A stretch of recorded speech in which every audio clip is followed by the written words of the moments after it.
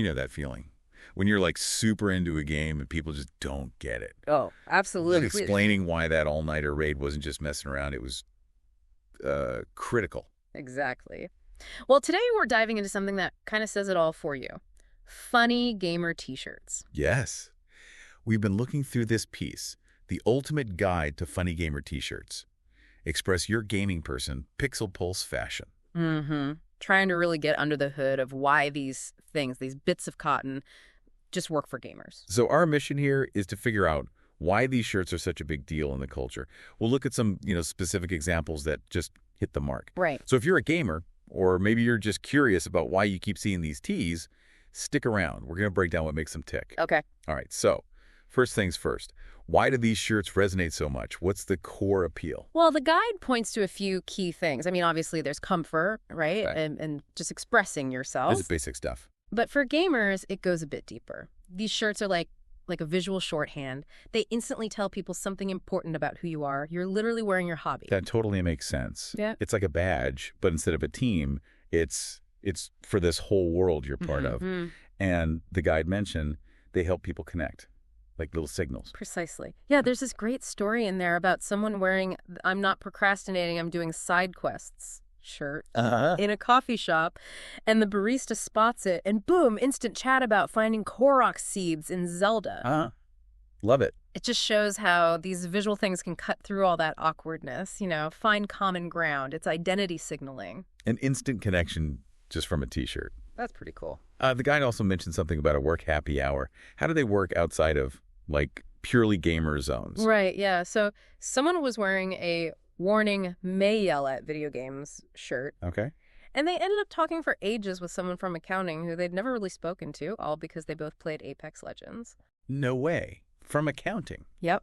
So it shows how these shirts can be like social lubricants even in places you wouldn't expect, uncovering shared interests. It's definitely subtler than, I don't know, walking around with a controller around your neck. Yeah, exactly. And the guide also brought up the cost factor, right? Being budget friendly. That's a really big one. After you've dropped cash on the rig, the headset, the fancy chair. Oh, yeah. It adds up. A t-shirt, especially like the guide says, in that kind of $25, $30 range. It's an affordable way to show off that identity, a cost-effective statement. Okay, so we've got comfort, self-expression, connection, and affordability. Good foundation. Now, the guide gets into specifics. Let's talk born to game, forced to work. Why is that one such a classic? That one just hits home for so many people, right? It's that core conflict. You want to be gaming, but, life, responsibilities. The daily grind. Exactly. Yeah. The guide mentions seeing an IT guy wearing it right after a big game launch. You can just picture it. Totally. That desperate feeling. It just perfectly humorously captures that longing to be playing instead of, adulting. For sure. Counting the minutes. And the guide said it's pretty versatile, too. Yeah, it fits in most casual spots. Work, depending on the vibe, of course. Definitely game nights. Maybe not a wedding. Probably not. But yeah, it's adaptable. The key is just that simple, funny message. Wish I was gaming. Okay. Next. So here I am. Enjoy my presence. Very different energy on this one. What's the deal here? The guide calls it main character energy, which I think is perfect. It's for those moments you feel like you've really shown up, especially in a game. Clutch play, big win. Right, after finally beating that boss that's been wrecking you for weeks. Exactly. There's an anecdote about a Twitch streamer, Allie, wearing it, and her chat just loved it. It amplified that confidence. I can see that. So where does the guide say this one lands best? Well, gaming comms, obviously. Maybe more relaxed places like first day of college, something like that. Makes sense. The guide does say, maybe hold off on a first date until you know them a bit better. Good call. But yeah, it's all about projecting that confidence, in-game and out. All right, let's move to a real classic. I can't hear you, I'm gaming. Anyone who games or lives with a gamer gets this one instantly. Oh, it's like the universal gamer truth, isn't it? It just captures that intense focus, that zone where the real world just melts away. Totally. The story in the guide about the roommate missing the fire alarm test while wearing it, hilarious and maybe slightly worrying. Oh, that's some serious focus. But it really shows the humor. And the guide says it's more than just a joke. Exactly. It works as both an explanation, for why you're not responding and kind of a lighthearted apology for it. It's like saying, I'm deep in the zone here without having to break, focus, hoping for a little understanding, maybe. A preemptive excuse. Yeah. Got it. Okay, next. Warning. May yell at video games. This feels very honest, especially for passionate players. Passionate is a good word. Yeah, this one just leans into the loud reality of gaming sometimes. The guide tells this story about a brother-in-law at a family Mario Kart night. Oh, no. Especially after getting hit by a blue shell. You know the one. A blue shell, destroyer of friendships. Right. It's just such a relatable scenario for anyone who's played. Absolutely. And the guide frames it as, like, preemptive damage control. Precisely. Like, it gives you built-in immunity for shouting. You wear the shirt, you've given fair warning, no surprises. Fair enough. Okay, last one of these specific examples. I'm not procrastinating, I'm doing side quests. This hits close to home. Prioritizing the game over, well, everything else. It's so relatable in the gaming world, that feeling. Yeah. The guide uses this great example of a college professor wearing it while grading papers. Perfect. It's that playful justification, productive procrastination, where helping some NPC feels way more urgent than, like, laundry. Oh, definitely. This digital cat needs me. Okay, so moving beyond the specific jokes, the guide also talks about why these make good gifts, more than just a game code. Yeah, it argues that a well-chosen tea shows you actually get the person's passion. It's more thoughtful. I see that. There's a nice anecdote about a custom shirt that just said, BRB, be right back. Simple, but really personal and tapped into gamer lingo. That's clever. And it lasts longer than maybe a trendy game. Exactly.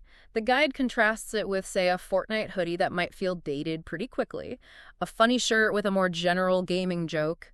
That stays relevant. It's a more lasting piece of that identity. Right. Now, it's interesting how the whole perception of gaming stuff has changed. The guide touches on that evolution. It's a massive shift, really. It went from being kind of niche, maybe even nerdy, to totally mainstream. Yeah. The guide mentions celebs wearing gaming gear, people wanting cute gaming shirts who aren't even hardcore players. It just shows how much more accepted, even cool gaming is now. It's wild. I remember when you might, keep those shirts for home. Now they're legit fashion. And the quality's improved too, right? Oh, absolutely. Big time. The guide contrasts the old, kind of stiff, boxy tees with blocky graphics. To newer ones with better fits, nicer fabrics, prints that actually last.